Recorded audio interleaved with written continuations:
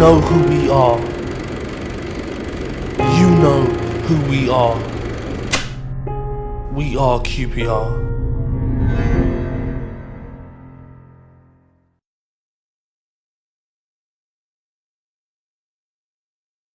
The 1966-67 season has gone down in folklore as one of the greatest seasons in the history of Queen's Park Rangers. This 5-part series will look at what happened during this great season for the club. March the 4th, 1967 is the day that will live forever in QPR history.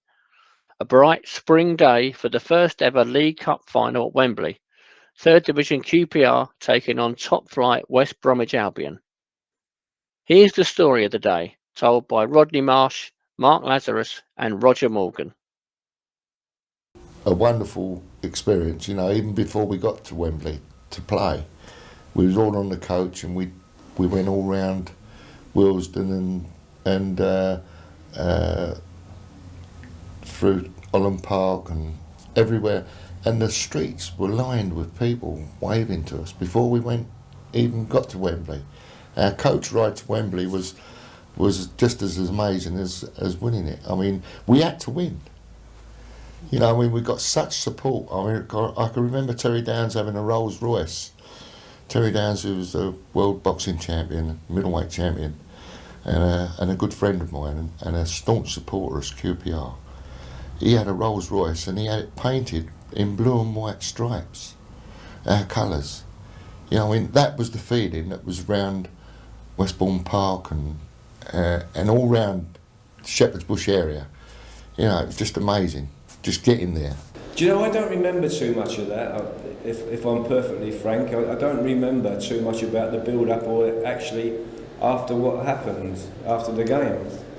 Apart from the night before, all the lads didn't get to bed till most of the lads didn't get to bed till about 2 o'clock in the morning because we had a bit of fun that night, as only a 3rd Division team that had gone too far could do, and we had a guy called Bobby Keach who wasn't starting. He was in reserves, but he was part of the squad. And Bobby Keach, who I loved as a person, Bobby had organised this bit of a drink in one of the rooms and a bit of a laugh and a joke, and it was great fun and not the sort of preparation you get in today's football, wouldn't have thought. There was a group of supporters that carried a coffin from Loftus Road to Wembley on their shoulders. It was a West Brom coffin, And as the procession went along, it gathered momentum, and there was more and more. There was, in the end, there were thousands and thousands of people walking behind this coffin to Wembley.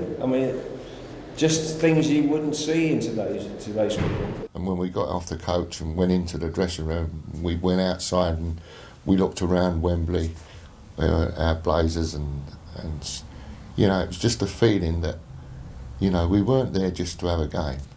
We had to win that game. And I think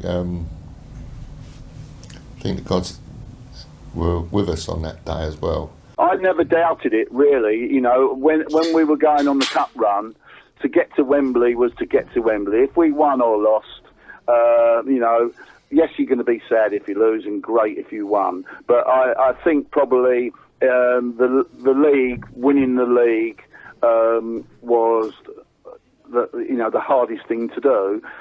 But we played so well during that the 46 games, and the one game at as a cup final, we did our did what we wanted to do at that cup final. We didn't play, as I said, we didn't play well in the first half, but we played certainly a lot better in the second half, and we were still enjoying it, whether we were winning or losing. But it's much better when you enjoy it when you're playing well.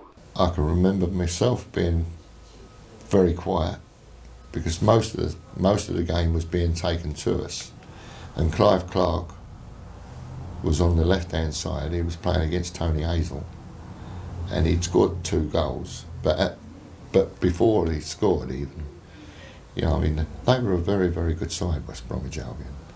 Bobby Hope and Clive, Tony Kay, Jeff Astle, they had all England, Scottish internationals in the side. You know, there was no. I mean, they'd just beaten West Ham 4-0, and I think it was 4-0 and 3-0 in the semi-final of the League Cup. You know, and they were in the first division, the old Premier League, the old first division. So we had no qualms about West Bromwich Albion. They were a bloody good side.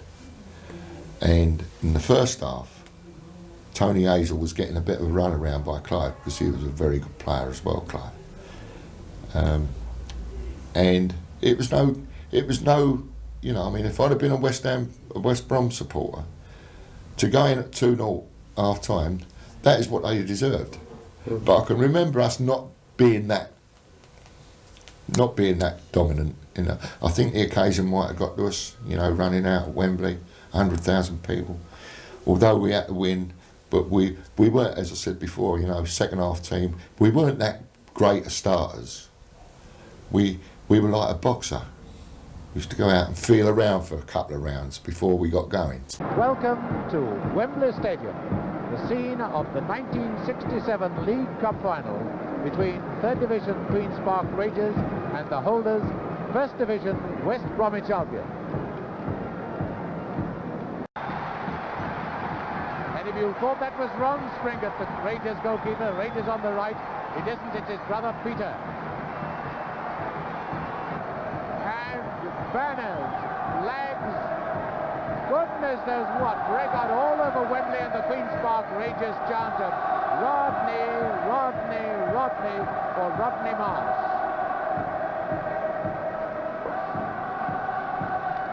And there's the two captains, Mike Keane on the left, playing his 214th consecutive game for the Rangers. He hasn't missed a game for 4 years, League Cup or friendly. The sun is shining, as you can see from the shadows. The ground is packed. The Rangers from the 3rd Division kick off. Mr. Crossley of Lancaster checking his watches, and away we go. And when you hear the beating of drums, don't worry, it's just the Rangers supporters. As the game kicked off, things didn't go to plan, as West Brom took a 7th-minute lead through former QPR man Clive Clark. Grant to Hope. Up now comes Fraser. This is good football. And it comes the goal. Clark has scored! Clark has scored against his old team. 7 minutes gone. Clive Clark has done it against his old team, and so has kept up his record of scoring in every game in the competition. Rangers were being overrun in midfield, and Clark made it 2-0 before half-time. Fraser, Rangers come out to try and play somebody offside, and they fail, and there's Brown with a chance. He's got Clark with him, and Clark is onside, and Clark's made it through.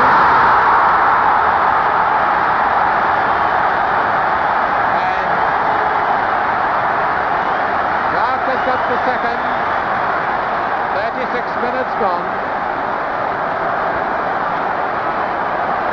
It all looked lost, but there was still some belief in the changing room.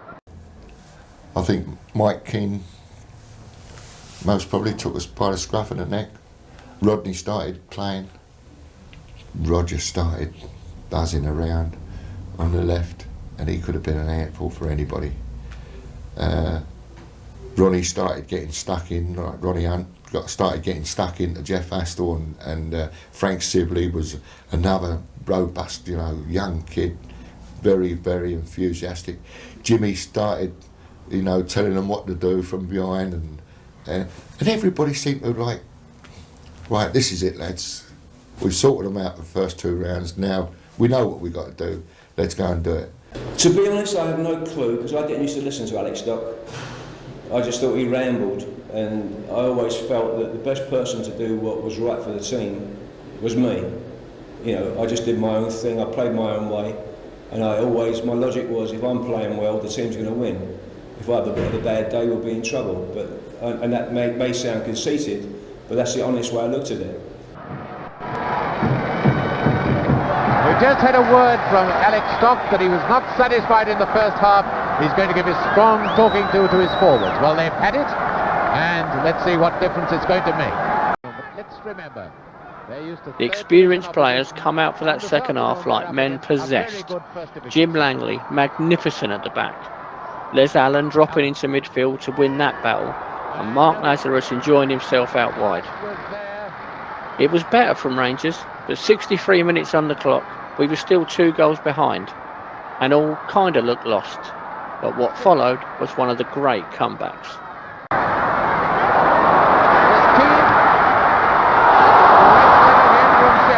Oh, what a game he's having. Allen to take the free kick for the Rangers. 11 Albion men back in their own defence. And it's a goal! Scored by Morgan.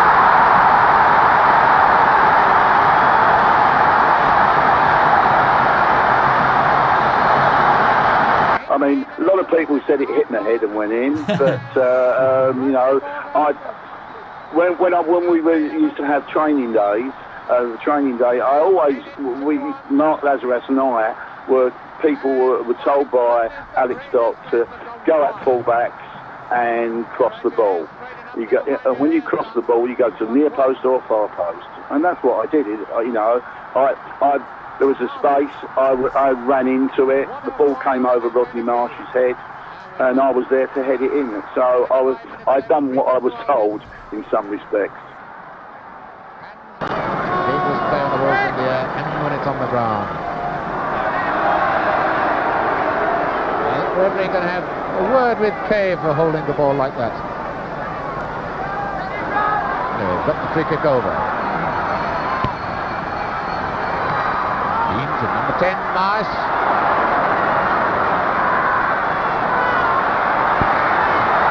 Oh, it's a goal! A great goal! Rodney Marsh has scored! Oh, what a goal! Mike Keenan was a terrific passer. Hit the ball up to me along the surface of Wembley, and it didn't deviate, an inch. It skipped off the turf, and it was a little bit skiddy, and it came straight to me, and I controlled it dead, and I was about 40 yards out, and I've seen the videotape since, and I turned and looked to the left, carrying the ball, looking to the left, had nowhere to go on the left, so I then came back to the right and looked to play. I was looking to play 1-2s. And as I'm going along, I'm sort of going past players, not even knowing really what I was doing. And in the end, I ended up about 25 yards out. I thought I'd have a crack and skipped off the surface at the inside of the post and flew in. It was just the sense that you get, and the crowd went absolutely ballistic. It was, it was like everybody was. It seemed like the West Brom fans were cheering for us because it was the Goliath getting caught by David. Because West Brom were a top first division team in those days, a really, really top team, and they had internationals all over the place. And we were like the old third division, gutter boys, if you like.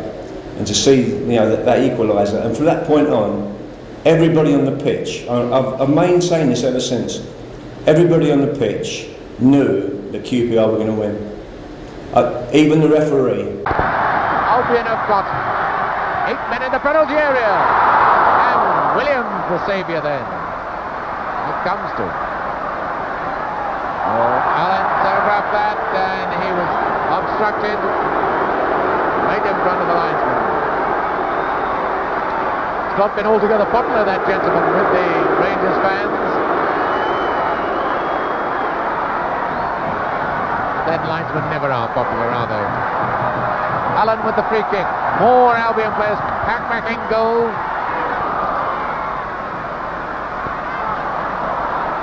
It's Hunt. Lazarus and Hunt. Lazarus, it's a goal! Rangers are in the lead. And Springett comes out of his goal to join in the celebration.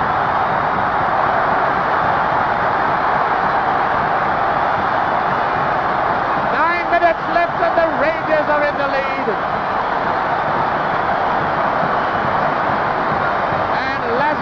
Score, and there's Springett joining in the celebration. What a sensational side at Wembley, and Shepherd is injured.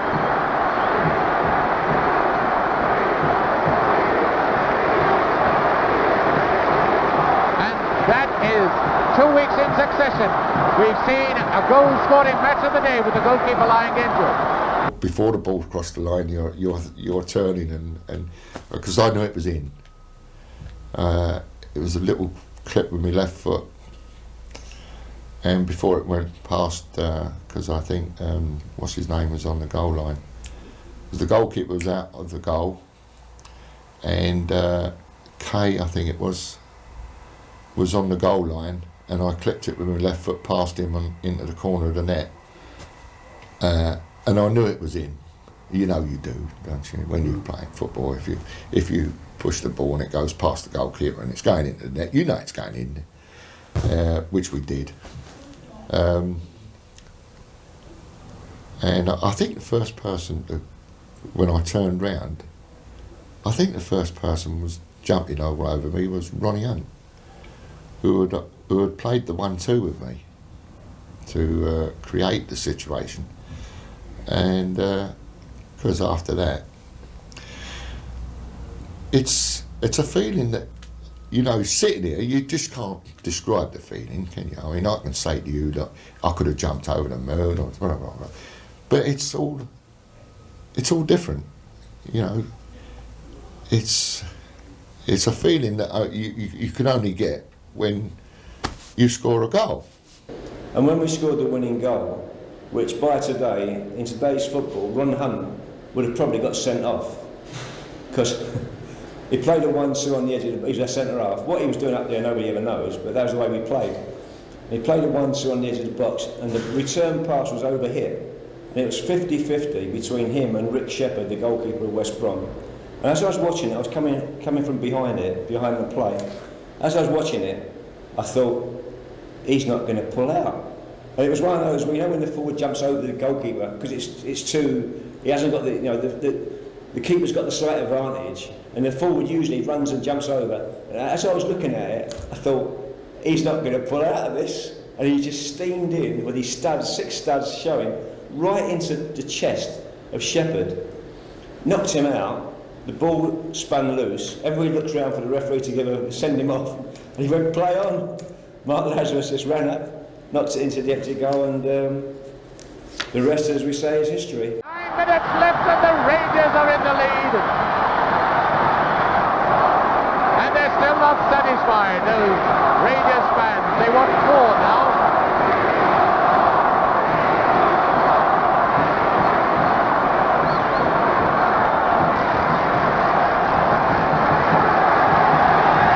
There's Mark Lazarus going over to the fans. Every one of these Queen's Park Rangers players is a matador at heart. Have you ever seen anything like that at Wembley? Going over to shake hands with them now.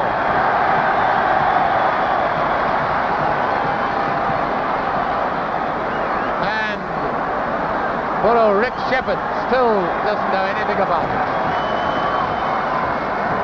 No doubt about it, it was a goal. He went down, an accidental collision, and it ran loose to this man, the goal scorer, Mark Lazarus.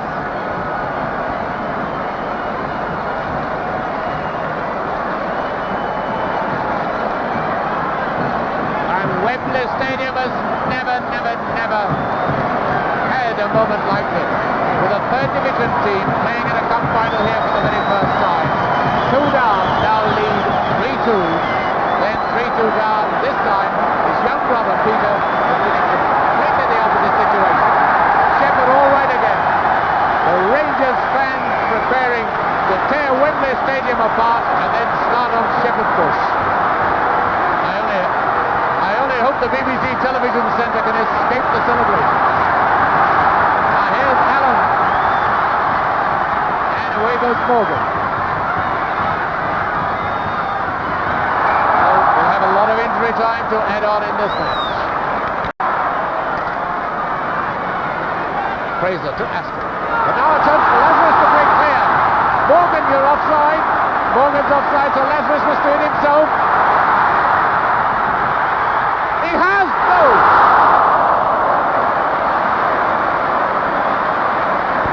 Lazarus, what a player this. He's been regarded as a cast-off about 3 times in his career. He's still only about 26 or 27. They'll talk about this game for years and years and years. And it's over! Queen's Park Rangers, the third division club, have won. And West Bromwich Albion are defeated for the first time. There's Mark Lazarus who got the winning goal. Has football ever known anything like this? A third division team has reached a cup final at Wembley for the first time. And not only won, but come back from 2 down to win 3-2. And there's Jim Langley, number 3. At 38, has got a cup winner's medal. The score line we never expected to see. And up goes Mike Keane. His 214th consecutive appearance for Queen's Park Rangers goes up to receive the cup from the Lord Mayor of London, Sir Robert Bellinger. This a memorable, unforgettable occasion. 100,000 people have seen little Queen's Park Rangers come back from 2 down to win 3-2. And there is Mike Keane. Not missed the game for 4 years. The Lord Mayor of London himself, a director of Arsenal, must realise what a fantastic feat this is.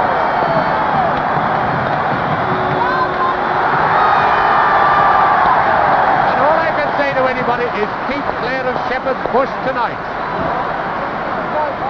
And there's Morgan who got the first goal. Well, you can fill it tonight, sir.